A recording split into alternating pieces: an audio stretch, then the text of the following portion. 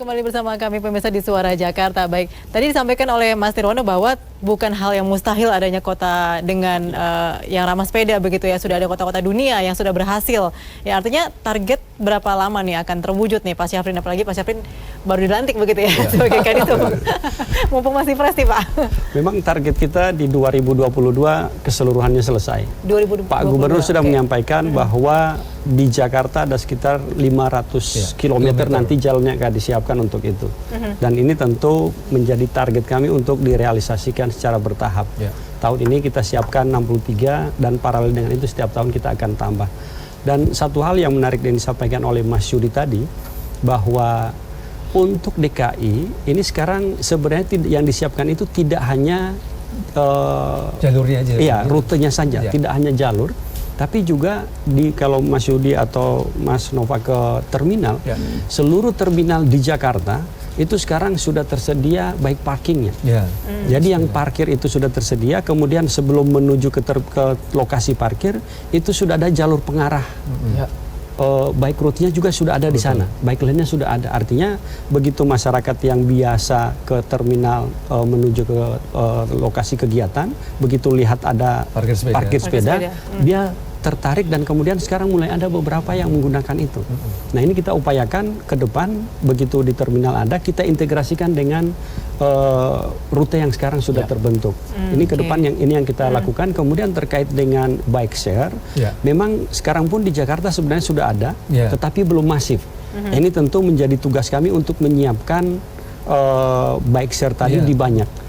Juga kita punya rencana untuk menyiapkan bike parkingnya itu tidak hanya di terminal tadi, tetapi juga di stasiun, di halte, busway.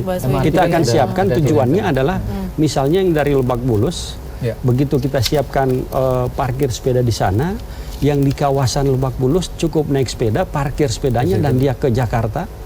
Sampai di Bundaran HI, di sana turun naik sepeda lagi. Ini kita akan dorong demikian. Dan sekarang oleh Pak Gubernur itu yang didorong tidak hanya bike to work, tapi bike for work. Jadi bagaimana sepeda itu menjadi kebiasaan kita. Mungkin sebentar lagi akan dilihat di Pemprov DKI, karena memang ada beberapa dinas teknis yang di luar balai kota, itu yang akan rapat di balai kota nanti akan naik sepeda. Dari dinas perhubungan tidak lagi menggunakan kendaraan, tapi naik sepeda, karena di dinas perhubungan sudah ada baik lokasi parkirnya. Di balai kota pun sekarang sudah ada parkir sepeda. Artinya ini sudah dibuat nyaman dan kita akan adaptif, partisipatif. Artinya Pemprov DKI yang akan memberikan contoh, ini loh yang kita lakukan. Ayo masyarakat kita sama-sama lakukan ini, karena ini udah aspek keselamatan, keamanan, kenyamanan sudah kita siapkan secara baik. Oke, tampaknya sudah mulai nih Bang Nova nih ya, dengan adanya contoh atau teladan begitu dari pejabat sendiri. Tapi kita tampaknya memang belum siap. Tadi ada changing room, nanti rapat kan keringetan misalnya nih. Nah, ini tampaknya harus didorong juga nih untuk kelengkapan bagaimana pesepeda bisa nyaman juga bekerja begitu. Ya, kami memang sudah mendorong kepada seluruh tahap awal, memang seluruh gedung, manajemen building yang di jalur sepeda yang kita siapkan ini untuk menyiapkan pertama parkir sepeda, termasuk rute pengarahnya, dan tadi ruang ganti. Ini kita sudah surati keseluruhannya, artinya bahwa setelah ini kita coba akan lakukan evaluasi, kita akan undang mana yang sudah melakukan, mana yang belum. Ini kita ajak bersama, karena City 4.0 itu sifatnya adalah kolaborasikan seluruh co-kreator yang ada dalam satu kesatuan tujuan untuk masyarakat ya. Oke, dukungan dana kayaknya perlu juga nih dari DPRD nih, Bang Nova. Terutama tadi ada beberapa hal yang mungkin akan dilakukan, ada infrastruktur, kemudian juga tadi berkaitan dengan keselamatan. Dari pihak DPRD juga perlu dalam hal ini untuk membantu secara anggaran. Iya. Tentunya gini ya. Pertama kan yang saya ingin sampaikan juga bahwa di sini ada yang namanya bike route. Bike route itu pejalan kaki bersama-sama dengan pesepeda, Pak ya. Artinya di situ kan. Nah, kita kan ada wacana belum lama ini bahwa ada PKL nanti di trotoar juga. Nah, ini kan juga harus kita kaji juga nih. Artinya antara rute sepeda, antara PKL dan pejalan kaki di situ kan. Ya kan? Nah ini yang bagaimana kajian-kajian ini juga jangan sampai nanti tiba-tiba juga kita yang sepeda ini menabrak juga di pejalan kaki gitu kan. Karena sama-sama merasa berhak begitu ya. Merasa berhak gitu kan. Nah ini harus lebih dikaji lagi nih. Saya kira nih Pak Kadisub juga harus mengkaji lagi dalam 2 bulan ke depan gitu kan. Iya. Gitu kan. Nah terus juga tentunya kita sih dalam hal ini mendorong juga artinya bahwa apa yang namakan dengan aplikasi untuk keselamatan buat istilahnya pesepeda juga kita pasti dorong lah, gitu kan. Nah itu yang paling penting ya. Saya juga istilah tadi mengapresiasi masalah himbauan terhadap kantor-kantor yang ada ini. Tentunya kita setelah bersepeda dari rumah ke kantor itu harus ada changing room juga. Iya. Ya kan? Nggak mungkin juga kita basah-basahan dalam kantor juga kan. Iya. Kerja malah masuk angin. Masuk angin nanti gitu kan. Nah itu juga harus kita pikirkan juga. Tapi akhirnya instruksi gubernur juga harus dibantu juga dari kawan-kawan komunitas. Oh iya. Dari kawan-kawan komunitas juga harus dikontrol juga. Ada nggak nih instruksi gubernur nih jalan apa enggak gitu loh. Bener kan? Iya. Instruksi gubernur jalan nggak nih? Disediakan nggak? Di tiap kantor di sini ada istilahnya ada parkiran, ada changing room, gitu loh. Itu harus istilahnya mungkin Kami punya datanya Pak. Jadi kami punya data. Memang belum lengkap, tapi kami sudah mendata gedung-gedung yang sudah ada fasilitasnya. Jadi udah ya. Bahkan barangkali boleh tadi kita sharing untuk itu Pak. Ya, nanti saya sampaikan ke Pak Safri gedung-gedung mana yang sudah ada, mana yang belum kita ada. Bahkan 2 hari yang lalu kami sempat dapat keluhan nih Pak Safri. Mohon maaf, mohon izin juga sampaikan. Kami bawa sepeda lipat sangat kecil, ringkas. Kami tenteng ke lantai kami nggak bisa karena di bawah juga saya nggak merasa aman gitu. Jadi nggak boleh dengan pengelola gedung di bawah, harus parkir di bawah. Sementara dia nggak merasa nyaman untuk parkir di bawah karena situasinya tidak memungkinkan. Padahal itu sepeda lipat yang sangat ringkas yang menurut dia masuk lift juga nggak apa-apa, masuk ruangan kerja dia juga nggak apa-apa karena sangat ringkas sekali. Ya ini perlu pemahaman semuanya saya kira. Jadi saya pikir surat kalau sudah terbit ya nanti kita sama-sama kita bangun bersama-sama. Karena ini untuk kebaikan bersama kan. Tapi masalah paling penting infrastrukturnya dulu nih. Iya. Kan? Kita nggak mau nanti tiba-tiba pas jalan ada lubang, akhirnya jadi jatuh itu. Memang untuk infrastruktur. Jadi yang kita biasa sepeda untuk mengetahui bahwa jalan itu licin, lancar, bagus itu dengan sepeda. Jadi kalau kita naik motor itu pasti nggak terasa. Tapi begitu dengan sepeda, ini ada lubang dikit langsung terasa. Artinya dengan pola ini upaya Pemprov DKI Jakarta juga mengajak seluruh aparat untuk coba sepeda, kemudian sama-sama kita perbaiki. Karena kembali lagi ekspektasi masyarakat terhadap kualitas layanan itu nggak bisa hanya dilihat, tetapi harus dicoba.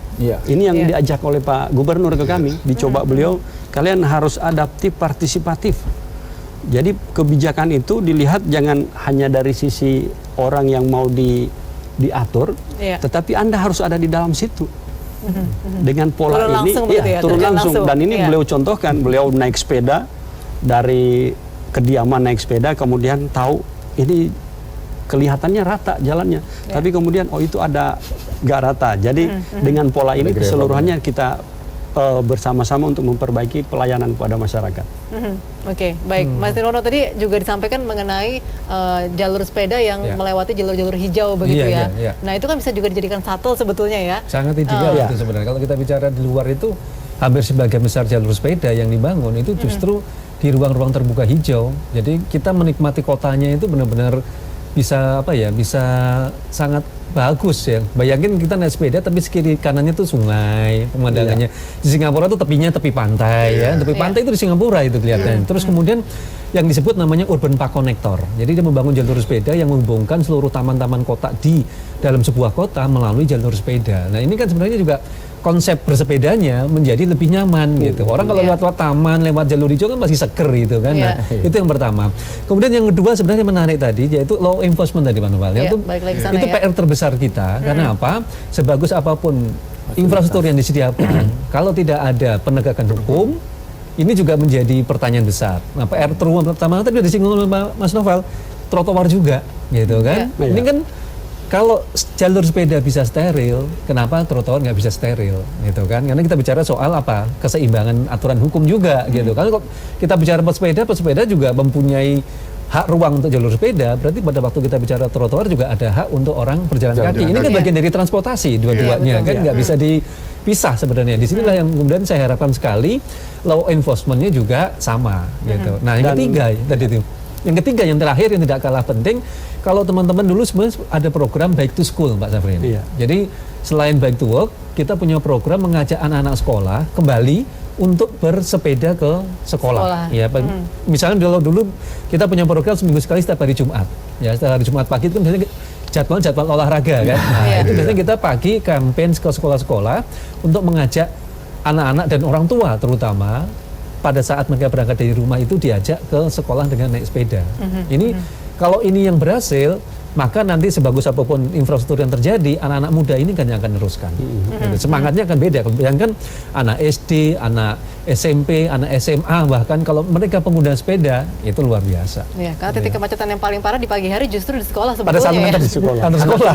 Iya, antar jemput sekolah ya. Ya, ngalamin juga Mbak Sheila. Iya, oke, baik. Ya, Pak Syafri ini kembali ke law enforcement begitu ya. Nah, law enforcementnya sebetulnya gimana sih Pak? Kayak tadi misalnya nih, sudah ada beberapa titik yang saya lihat ada jalur sepedanya. Nah, kadang-kadang kita pengendara mobil juga suka bingung nih. Sebetulnya kita boleh nggak sih lewat jalur sepeda tersebut begitu? Kalau walaupun tidak ada sepedanya. Baik, sebenarnya untuk jalur sepeda ini kan sudah diatur dalam Undang-Undang 22 tahunnya 2009. 10 tahun yang lalu. Tetapi kemudian masyarakat tidak paham bahwa begitu dibangun jalur sepeda, karena di sana disebutkan bahwa setiap pengemudi kendaraan bermotor, begitu kendaraan bermotor apakah roda 2, roda 4 kena di dalamnya, wajib memprioritaskan keselamatan pejalan kaki dan pesepeda. Nah, begitu itu pelanggaran, maka di 284-nya dikenakan denda Rp500.000. Nah, ini yang akan kita terapkan, begitu kita tetapkan bahwa per tanggal 20 November jalur sepeda berlaku efektif, maka setiap pelanggaran di dalamnya itu akan dikenakan tilang, denda. Jadi dengan pola ini kami koordinasi dengan Polda Metro Jaya, karena memang terkait dengan pelaksanaan tilang itu sepenuhnya kewenangan kepolisian, dan setelah ini paralel kita akan dorong untuk tadi pembangunan electronic traffic law enforcement. Dengan ini kita harapkan biasanya dulu kita ingat untuk menjaga agar orang jangan melanggar, kemudian Pak polisinya kecapean, disiapkan patung polisi di sana. 1-2 kali mungkin orangnya lewat takut, tapi lama-lama katanya, wah itu hanya patung, kita tetap melanggar. Nah sekarang dengan IT yang disiapkan bisa, karena itu udah ada kamera yang memantau. Begitu melanggar, terrecord, potret selesai, kirim ke rumah. Anda melanggar, bayar tilang. Jadi keseluruhannya habitnya nanti lama-lama, saya diawasi 1 kali 24 jam. Ini yang kita harapkan dari sekarang. Sebenarnya sebelum itu datang, masyarakat sudah sadar, ayo dari sekarang kita biasakan untuk disiplin. Begitu ditetapkan itu jalur sepeda, bahkan di beberapa halte bus, ini akan kami siapkan fasilitas semacam penyeberangan. Jadi si bus tidak akan masuk mendekat ke halte seperti biasa, dia tetap ada di jalur lalu lintasnya. Kemudian di sana kita akan siapkan bus stop. Antara halte dengan jalur sepeda kita siapkan zebra cross. Sehingga pesepeda pun akan tahu ada bis berhenti, saya harus berhenti. Saya berhenti, prioritaskan pejalan kaki. Karena urutannya itu. Pejalan kaki nyebrang ke halte walaupun dia turun dari bus. Tetap begitu dia menyentuh jalur itu, dia menjadi statusnya pejalan kaki, prioritas dari sepeda harus berhenti. Ini yang edukasi ini yang kadang belum sampai, walaupun undang-undangnya sejak 2009 dan ini kami mulai dari DKI Jakarta. Karena dan ini merupakan bukti bahwa untuk pesepeda ada kehadiran Pemprov DKI di dalamnya dengan menerapkan itu. Baik, law enforcement ya. Baik, kita masih akan punya satu bagian lagi untuk berbincang mengenai topik ini, tetaplah bersama kami pemirsa.